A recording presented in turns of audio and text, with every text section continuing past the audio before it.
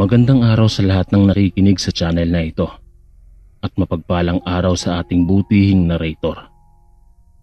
Ako nga po pala si Enrico, naninirahan dito sa lalawigan ng Samar. Proud ako na isa ako sa masusugid ninyong tagapakinig dito sa baryo namin, Sir Chris. At lahat ng mga kwentong ibinabahagi ng inyong sender ay pinapakinggan ko habang abala sa ginagawang trabaho kasama ang aking binatang anak. Dahil sa pagkahilig naming mag-amang makinig ng mga katatakutan at kababalaghan, ay kinumbinsi ako ng aking anak na ibahagi sa inyo ang karanasan ko at ng kanyang inang si Roxanne. Taong 1990, naligaw kami ng asawa kong si Roxanne sa isang liblib na baryo sa Samar. Kasalukuyan kasi naming hinahanap ang bahay ng tiyuhin kong albularyo. Napagpasyahan namin bumisitang mag-asawa, gawa ng ilang taon nang hindi nakakadalaw sa bahay ng aking ama, si Tiyo Erming. Natandaan ko naman ang lugar kung saan nakatira ang tiyuhin ko. Kaya nga lang, nung naroroon na kami ng asawa ko, ay napag-alaman naming matagal na palang umalis si Tiyo Erming. Noong tanungin ko naman ang isa sa mga dating kapitbahay ng tiyuhin ko, ay may binanggit naman itong baryo at nagwikang sa pagkakaalam niya ay doon umano naninirahan ang tiyuhin ko. Matapos ko ngang makuha ang impormasyon, ay bumiyahe kaagad kami ng asawa ko't tinunto ng baryo kung saan naninirahan si Tiyo Erming. Nang mapadpad na nga kami sa baryong binanggit ng matandang na pagtanungan ko, unang tingin ko pa lamang ay tahimik at mukha namang magiliw ang mga tao. Habang nasa kanto kasi kami ni Roxanne at nag-aabang ng masasakyan papasok sa baryo, ay panay ang pagsipat sa amin ng iilang taong naglalakad papasok sa looban ng baryo. Sigurado ka bang ito ang baryong tinirahan ng tiyuhin mong albularyo?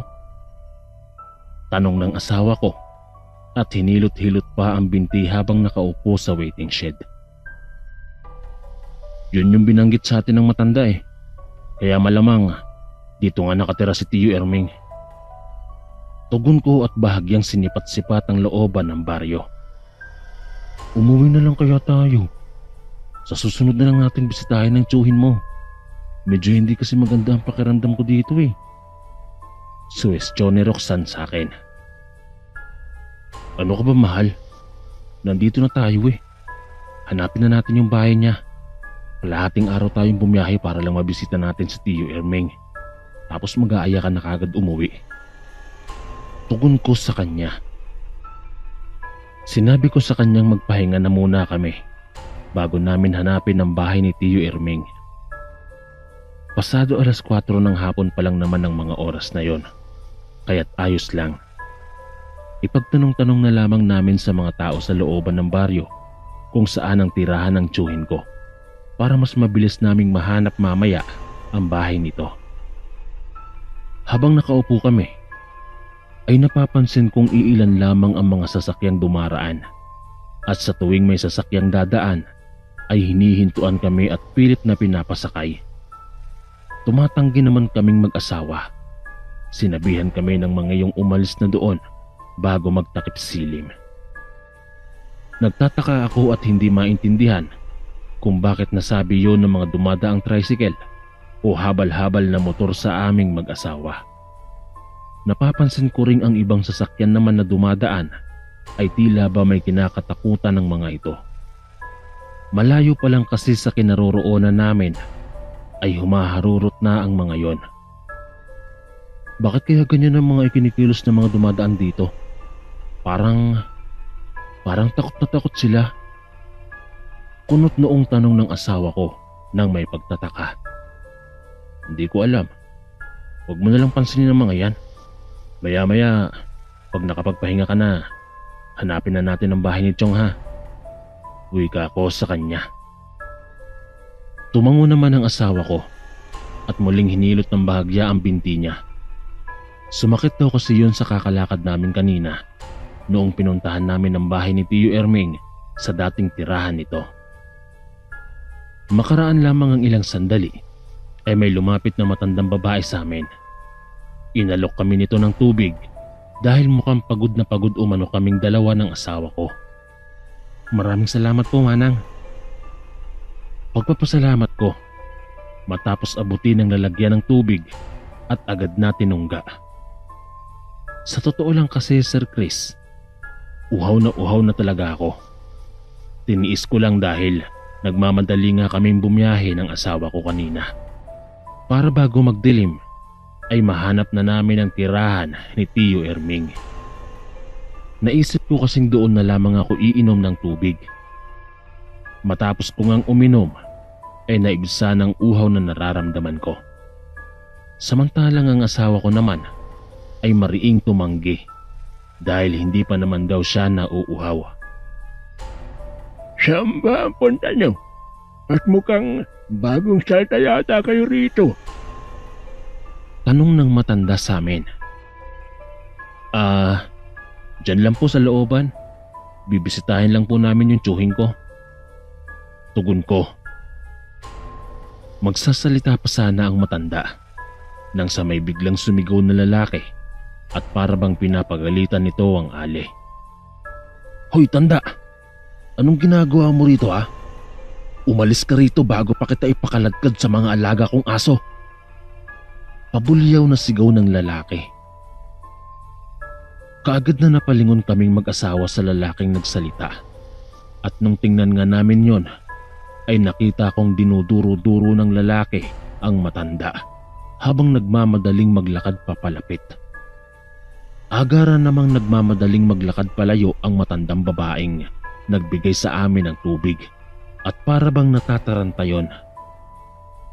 Nang makalapit na sa amin ang lalaki, ay humingi siya ng paumanhin.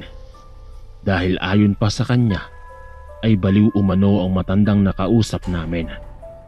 Bahagya pa akong napaduwal sa isiping baka marumi ang tubig na binigay ng matanda sa akin. Sa isip-isip ko pa, bakit uminom ako kaagad ng tubig na binigay ng matanda? Bakit hindi man lang ako nagdalawang isip na baka mamaya ay marumi yon o kaya naman ay may lason? Nako, kung nagkataon palang may lason ng tubig na binigay ng matanda, paniguradong bumulagta na ako. Sambit ko pa sa aking isipan.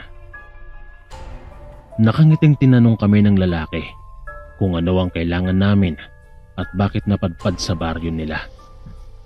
Sinabi ko naman ang dahilan kung bakit kami naroroon. Kako, bibisitahin namin ang bahay ng tiyuhin kong albularyo. Sandaling napatda ang lalaki bago nagtanong kung ano ang pangalan ng tiyuhin ko. Baka raw kilala niya yon dahil isa siya sa mga nangangasiwa sa baryo nila. Natuwa naman ako nang marinig ko ang sinabi ng lalaki dahil sa wakas ay hindi na kami mahihirapan pang hanapin ang bahay ng tiyuhin ko. Medyo alanganing oras na kasi ng mga sandaling yon at papatakip silim na. Walang patumpik-tumpik na sinabi ko sa lalaking nagpakilalang Raul ang buong pangalan ng tiyuhin ko. Tara, dun tayo sa bahay mag-usap. Sa tingin ko kasi kilala ng ama ko ang hinahanap mong tiyuhin.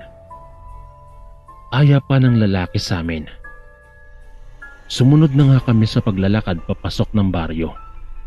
Habang naglalakad na nga kami papasok, ay nakikita ko kung paano kami tingnan ng mga tao sa kani-kanilang bakuran. Parang mga ignorante ang mga ito at ngayon pa lamang nakakita ng dayo. Makaraan lamang ang ilang minutong lakaran ay nanlaki ang mga mata ko.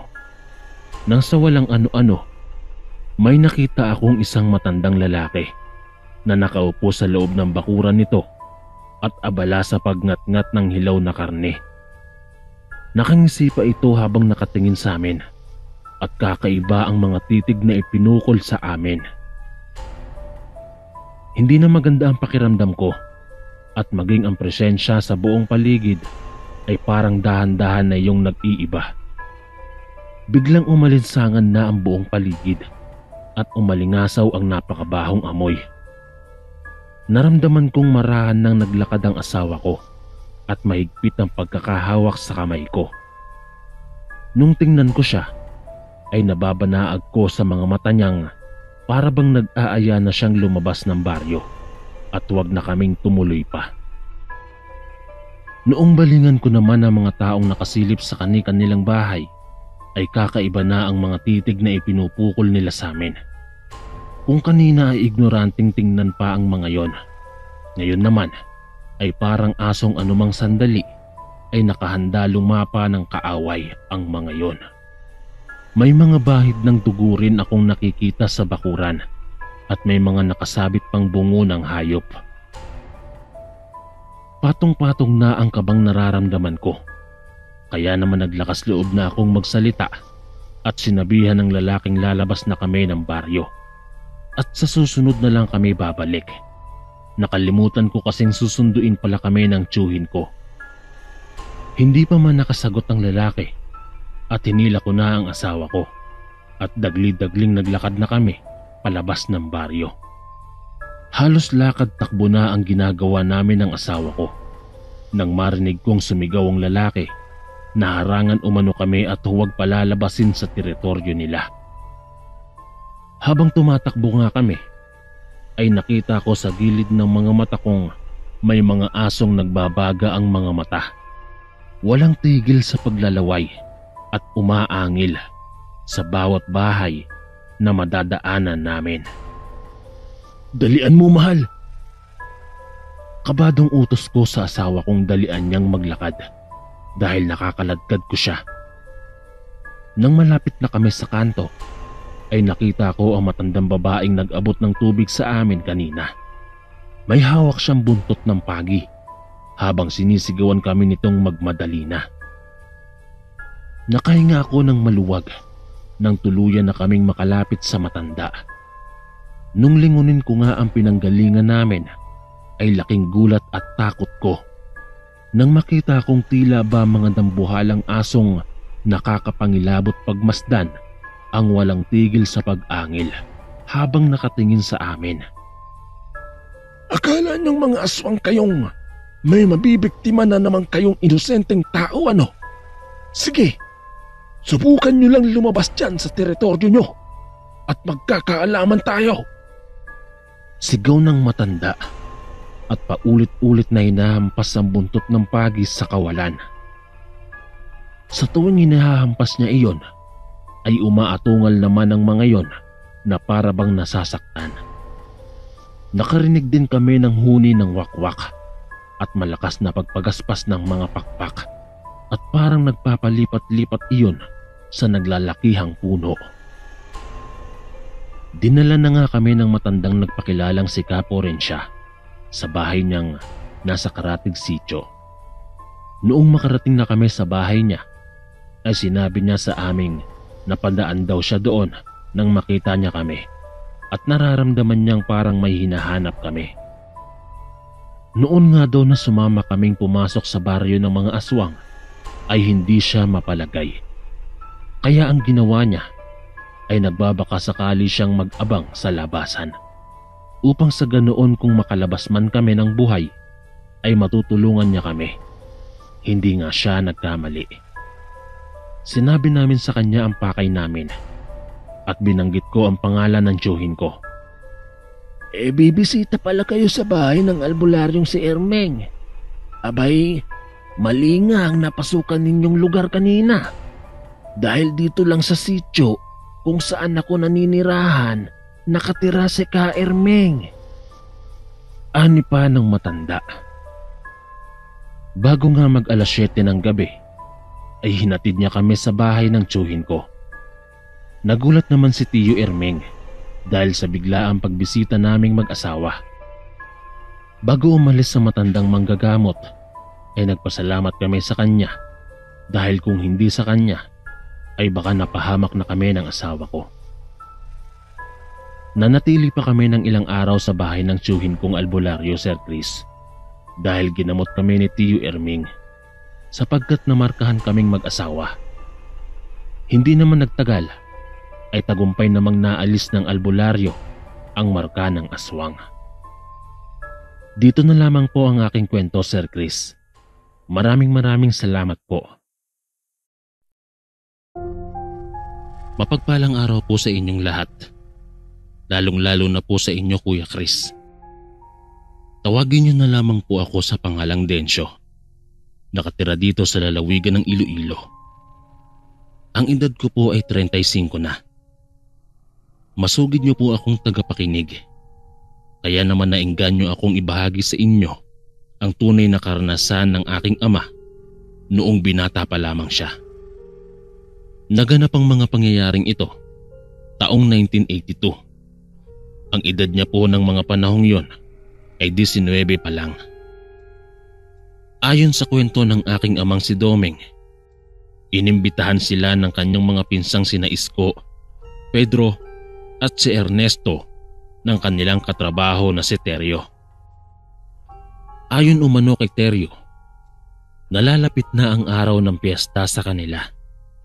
Kaya inaya nitong pumunta ang aking ama kasama ang kanyang mga pinsan. Matagal na rin po kasi nilang kinukulit si Teryo kung kailan ito uuwi para sasama sila. Gustong-gusto kasi nilang makita ang lugar na tinitirhan ni Teryo. Dahil sa pare-parehong binata pa lang sila noon, kaya walang pag-aalinlangang pumayag sila kaagad.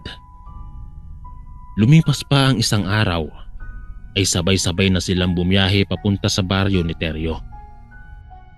Ayon sa aking ama, Kuya Chris, noong una ay sumakay sila ng tricycle. Tapos ay binaba sila sa lugar na wala namang masyadong kabahayan. Pagkatapos nilang magbayad sa driver, ay naglakad na sila sa maliit na daanan na kasya lang ang 2 tao. Puro sagingan at talahiban ang gilid ng daanan, kung kaya kailangang hindi lalagpas sa 2 tao ang magsasabay sa paglalakad.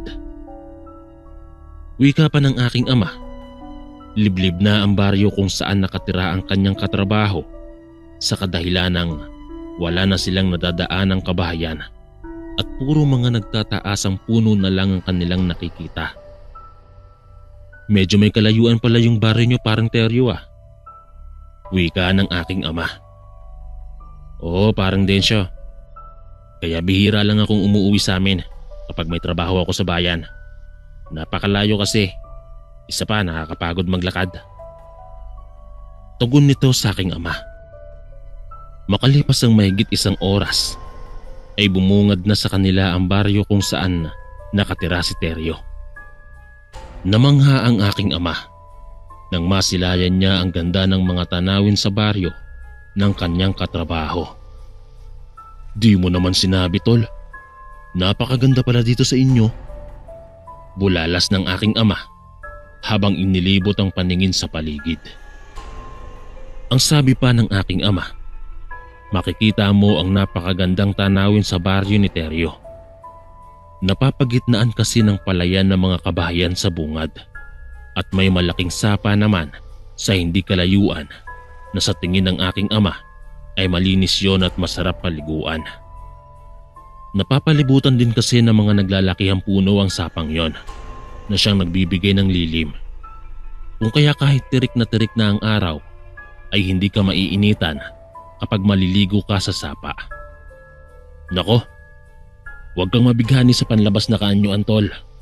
Akala mo lang maganda dito. Sambit ni Teryo. Dahil sa narinig ng aking ama, kaya napakunot noo siya at tinanong ang kanyang katrabaho kung ano ang ibig sabihin. Ngumiti lang si Teryo sa kanila at binilinan silang magpipinsan na mamayang gabi ay wag na silang lumabas ng bahay. Ha? Di ba kaya tayo nandito dahil pupunta tayo sa sayawan? Reklamo ng pinsan ng aking ama na si Pedro. Basta makinig na lang kayo sa akin. Pupunta naman tayo sa sayawan. Wag lang mamayang gabi. Delikado kasing lumabas dahil kabilugan ng buwan mamaya. Sagot ni Teryo. Anong koneksyon ng bilog na buwan sa sayawan? Tanong naman ni Isko. Basta, makinig na lang kayo. Huwag nang maraming satsat. Ani Teryo, habang patuloy pa rin silang naglalakad sa baryo. Nang naglalakad na sila ay napapansin ng aking ama na may mga pailan-ilang tao ang masamang nakatitig sa kanila. Yung iba naman ay hindi sila nilulubayan ng tingin. Kaya nakaramdam ng takot ang aking ama nun, Kuya Chris. Isipin mo naman kasi, yung tipong dadayo ka sa ibang baryo, tapos tititigan ka ng masama ng mga nakatira doon na animoy may malaki kang atraso. Di ka ba naman kakabahan yan? Huy, tara na! Bilisan nyo nang maglakad dyan. Wika ni Teryo sa aking ama. Hindi kasi komportable ang aking ama na may mga taong tumititig sa kanya at hindi niya rin maiwasang tingnan yon. Huwag mo silang tingnan sa mata. Bulong ni Teryo sa kanila. Napaisip at napatanong sa sarili ang aking ama ng mga sandaling yon, Kuya Chris.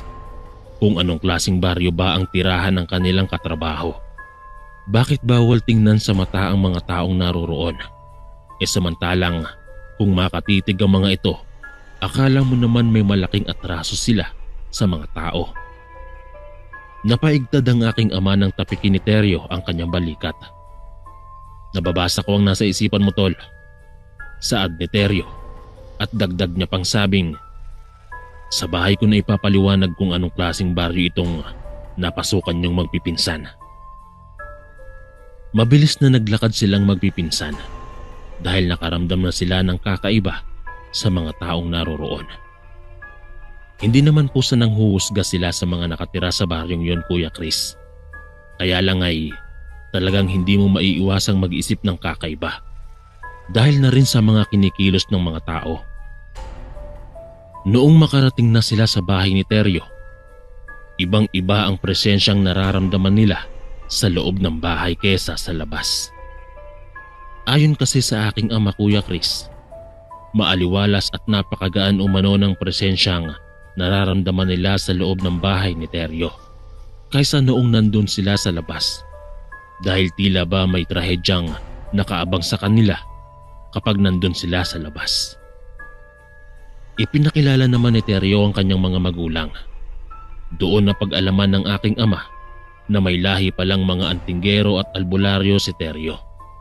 Dahil ang kanyang ama ay isang antinggero at ang kanyang ina naman ay albularya.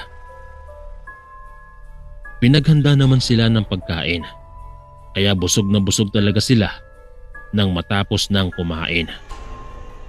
Sabi pa ni Pedro, sulit na sulit ang mahabang paglalakad nila dahil masasarap ang mga pagkaing inihain sa kanila ng mga magulang ni Teryo. Kinagabihan, naririnig na ng aking ama ang mga tugtugan sa bungad ng baryo na tila ba nang iingganyo ang musika na pumunta sila sa sayawan. Inumin niyo ito, mga bata. Wika ng ama ni Teryo sa aking ama at sa kanyang mga pinsan. Tinanggap naman nila ang tig-iisang basong may lamang tubig at hindi na sila nagtanong kung bakit iinumin nila yon. Matapos nilang tunggain ang tig-iisang basong tubig ay may nalalasahan ng aking ama na kakaiba. Ayon sa kanya, Kuya Chris, hindi niya alam kung anong klaseng lasa yon dahil hindi niya naman masasabing mapait yon, mapakla o kaya ay maalat. Basta kakaibang tubig raw ang pinainom sa kanila.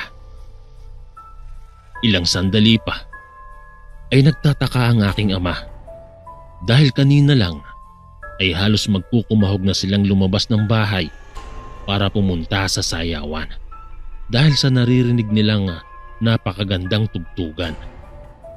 Pero bakit ngayon? Parang nakakakilabot na ang tugtugan sa sayawan na kanilang naririnig. Animoy mga nag-iiyakang tao na may halong umaalulong na aso. Ano pong nangyayari, Tatang? Bakit nag-iba yata yung tugtog sa sayawan? Tanong ng aking ama. Oo nga po, bakit ganyan yung tunog? Nakakatakot naman. Segundang tanong ni Ernesto. Kaya nag-iba na ang tunog ng tugtog na naririnig nyo kanina dahil yon sa ininom nyong tubig. May orasyon ng tubig na binigay ko sa inyo nang sa gayon ay hindi kayo mahipnotismo. ng mga halangang kaluluwang sumasamba sa kaliwa. Wika ng ama ni Teryo. Sinabihan pa sila nitong sumilip sa bintana. Nang sa ganon ay makita nila kung anong klaseng mga nilalang ang naroroon sa labas. Dagdag pang wika ng ama ni Teryo. Huwag umano silang matakot dahil nilagyan niya ng isang tinatawag na sabulag ang buong bahay. Kaya kahit magpaikot-ikot pa sa kakahanap ang mga nilalang kung saan nagtungo ang mga dayong pumasok sa kanilang baryo, hindi sila nito makikita. Kahit paabutan ng umaga kakahanap ang mga nilalang na yon. Agad naman silang sumilip sa bintana. Noong nakasilip na sila sa bintana, halos panawa na ng ulirat ang aking ama. Dahil kitang-kita niya ang mga naglalakihang asong kulay itim at mahahaba ang mga balahibong nagpapabalik-balik lang sa daanan.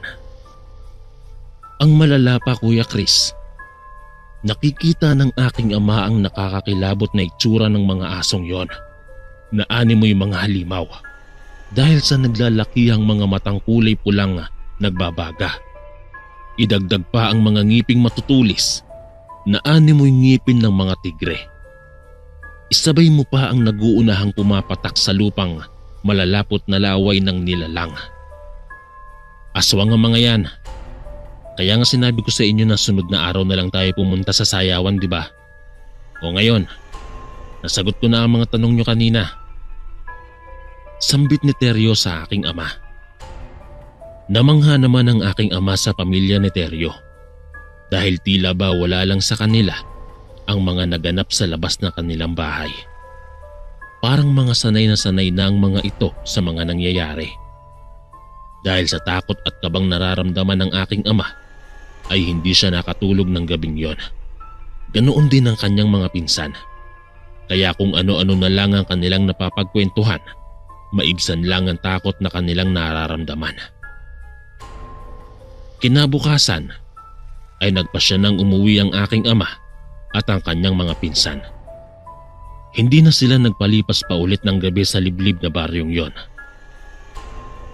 Magmula po noon, Kuya Chris, hindi na sila bumalik pa sa baryo ng kanilang katrabaho na si Teryo. Hanggang dito na lang po ang kwento ng aking ama, Kuya Chris. Maraming salamat po at naway mapaunlakan ninyong ibahagi sa inyong channel at mapakinggan ng inyong mga taga-subaybay ang kwento ng aking ama. Lubos na gumagalang, Densyo. Mapagpalang araw po sa lahat ng mga tagapakinig sa channel na ito at sa butihing narrator na si Kuya Chris. Tawagin niyo na lamang po ako sa pangalang Jojo. Nakatira dito sa lalawigan ng Antique at ang edad ko po ay 23 na. Sana ay mapaunlakan niyo pong basahin at maibahagi sa iba pang mga tagapakinig ang aking kwentong ibabahagi sa inyo. Mahilig akong makinig ng mga kwentong nakakatakot sa YouTube hanggang sa nadako ako sa inyong channel, Kuya Chris. At napakinggan ko ang iba't ibang mga karanasan ng inyong sender. Kaya naman po ay nainganyo akong ibahagi sa inyo ang karanasan ng aking amang si Erwin tungkol sa aswang. Nang minsang dumayo sila ng kanyang mga kaibigan sa isang liblib na barangay. Naganap ito taong 1980. Ang edad niya noon ay 18 taong gulang pa lang. Ayon sa kanyang kwento, Kuya Chris, kasalukuyang naglalakad na sila ng kanyang mga kaibigan papunta sa barangay kung saan gaganapin ang kasal ng kanyang pinsang si Nanding. Nang may nakasabayan silang matandang lalaking naglalakad, may saklay itong sako sa balikat at nakikita ng aking ama na para bang hirap na hirap ito sa kanyang dalang sako. "Tatang, saan po ang tungo nyo? Ako na po ang magbitbit ng dala nyo. Isa pa ho, mukhang mabigat po yung dala nyo eh." Wika ng aking ama nang makalapit na sila sa matanda. Ay nako, wag na mga bata. Teka, saan ba kayo pupunta? At parang bihis na bihis kayo. Balik na tanong ng matanda sa kanila. Binanggit naman ng aking ama ang barangay na pupuntahan nila dahil dadalo sila sa kasal ng kanyang pinsan kinabukasan. Ganoon ba? Mag-iingat kayo sa pupuntahan nyo dahil hindi nyo kilala ang lahat ng mga nakatira doon.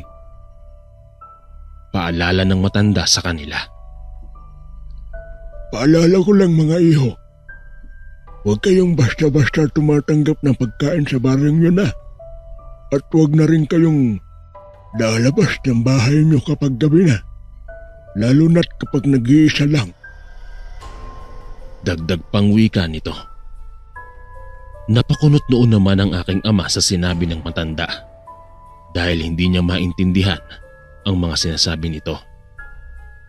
Dahil sa mabagal maglakad ng matanda at ayaw naman nitong ang aking ama ang magbuhat ng dalang sako, kaya nagpaalam na lang sila na mauuna na sa matanda. Makalipas ang halos 1 oras na nilakbay ay tuluyan na nilang narating ang bungad ng barangay. Pagkapasok nila sa barangay ay agad na hinanap nila ang bahay ng magiging asawa ng pinsan niyang si Nanding. Dumaan muna sila sa barangay at doon nagtanong kung saan yung bahay ng mapapangasawa ng kanyang pinsan. Kaano-ano ba kayo ng magiging asawa ng pamangking ko? Direktang tanong ng kapitan ng barangay na napagtanungan nila. Napag-alaman nilang tiyuhin pala yon ni Mara, ang babaeng mapapangasawa ng kanyang pinsan. Pinsan ko po si Nanding Kap. Inimbitahan niya po kasi kaming dumalo sa kasal niya. Kaya lang ay nakalimutan ko po yung address mismo sa bahay ng kanyang mapapangasawa eh. Tugon ng aking ama. Ganun ba? Ipapahatid ko na lang kayo papunta sa bahay ni Mara para hindi na kayo mapagod pang maglakad. Anang kapitan at agad na inutusan ng isa sa mga barangay tanod na ihatid sila sa bahay ni Mara. Ilang sandali pa ay binaybay na nila ang bahay. Nang makarating na sila ay masaya naman silang sinalubong ni Nanding. O mga tol, mabuti naman at napaunlakan nyo ang imbitasyon ko. Kung hindi, magtatampo talaga ako sa inyo. Wika ni Nanding sa kanila. Pwede ba naman yon? Magpapasakal ka na eh. Magpapakasal pala. Tugon ni Kaloy kay Nanding. Sabay nagkatawanan silang magkakaibigan.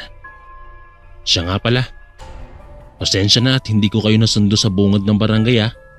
Medyo nabisi kasi kami sa pag-asikaso eh. Nakangiting wika ni Nanding. Ayos lang tol. Ipinatid naman kami ni Kapitan dito sa bahay nyo eh. Tugon naman ni Arman. Langya naman tol. Ba't hindi mo sinabi sa amin na bigatin pala tong mapapangasawa mo? Nakakaya tuloy itong mga isusuot namin bukas sa kasal mo. Sambit ng aking ama sa kanyang pinsan. Ano ba kayo? Ayos lang yan. Tara na sa loob para makakain na kayo. Natatawang aya sa kanila ni Nanding. Wika pa ng aking ama. Kinagabihan ng araw na yon, masayang nagiinuman sa labas ng bahay ang aking ama kasama ang kanyang mga kaibigan. Maliban lang kay Nanding kasi bawal itong mag-inom dahil ikakasal na kasi ito kinabukasan. Nang mga oras na yon Kuya Chris, sila na lamang ang tao sa labas ng bahay dahil abala na kasi sa loob ng bahay ang mga tao. Dahil nagluluto na at nag-aayos ng iba pang mga gamit pang kasal ang karamihan. Habang nasa kalagitnaan na sila ng inuman, may napapansin ang aking ama na isang ibong maliit na kulay itim. Pabalik-balik yon sa puno kung saan sila nakapwestong nag-iinuman. Nung una ay hindi niya lang muna pinansin ang ibon. Sa pag-aakalang naghahanap lang yon ng madadapuan. Maya-maya pa, may naririnig na siyang huni ng tiktik sa taas ng punong malapit sa kanya. Kaya napatingala ang aking ama sa taas at sinipat ng maigi. Narinig naman niyang nagsalita si Carlo at nagsabing, "Mukhang inaaswang na yata tayo mga tol ah." Dahil sa medyo may tama na sa alak ang kanyang mga kaibigan, ay sumagot naman itong isa pang kaibigan ng aking ama na si Kaloy at nagwikang, "Shosh, aswang lang yan pre. Gusto mo ba anakan ko pa yan?" Tapos ay sabay-sabay silang nagkatawanan. "Hoy aswang! Bumaba ka dyan! Para naman matikman mo ang aking alindog!" Sigaw ni Kaloy habang nakatingala sa puno. Sunod-sunod naman ang kanilang tawanan. Pero ang aking ama na mga sandaling yun, Kuya Chris, ay hindi na mapakali at naramdaman niyang nagtataasan na ang balahibo sa kanyang katawan patungo sa batok.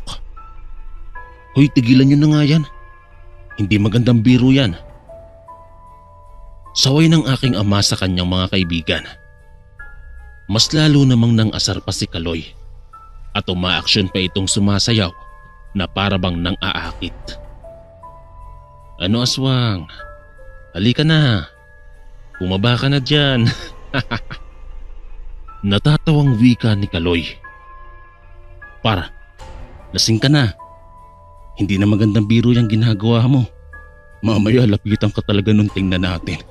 Hindi ka maihisa sa luwal mo kapag nilapitan ka lang talaga ng aswang." Natatawang saad ni Carlos. Hanggang sa bigla na lang may malalaking pakpak ang pumagaspas sa kanilang taas. Sa maniwala kayo sa hindi, Kuya Chris, ayon sa kwento ng aking ama, sobrang lapad ng pakpak ng kanyang nakita at para daw iyong mga pakpak ng paniki. Kasabay ng pagpagaspas ng pakpak ay nakarinig na sila ng huni ng wakwak. Nakita rin nila ang itsura ng aswang. Sobrang nakakatakot ang wangis nito. Nanlalaki ang mga matang nakaluwang kulay pula at ang mga ngipin nitong matatalas na idagdag pang sabog-sabog ang buhok nitong nagtataasan at walang humpay ang pagtulo ng mga malalapot na laway. Agad na nagpulasan ng aking ama at ang kanyang mga kaibigan at mabilis na tumakbo sa loob ng bahay. "Tulong!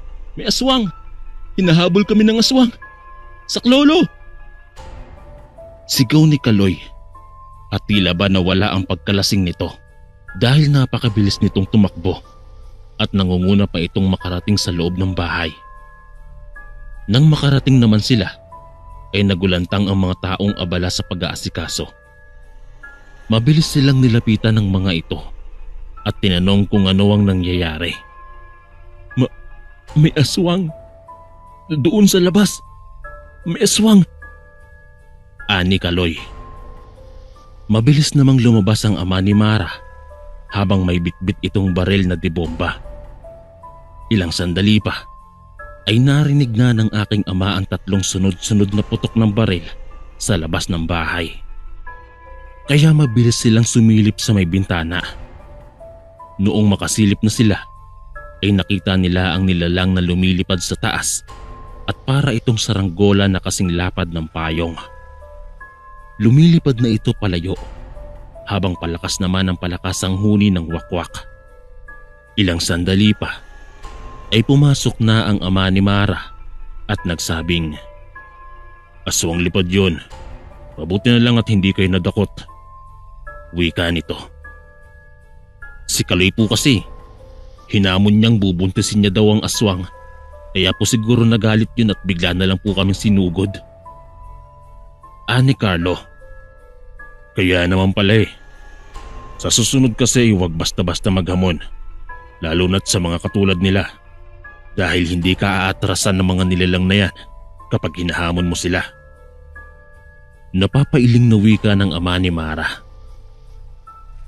Kinabukasan ay maayos namang naidaos ang kasal ng pinsan ng aking ama, kahit na inaswang sila nung gabing nagiinuman.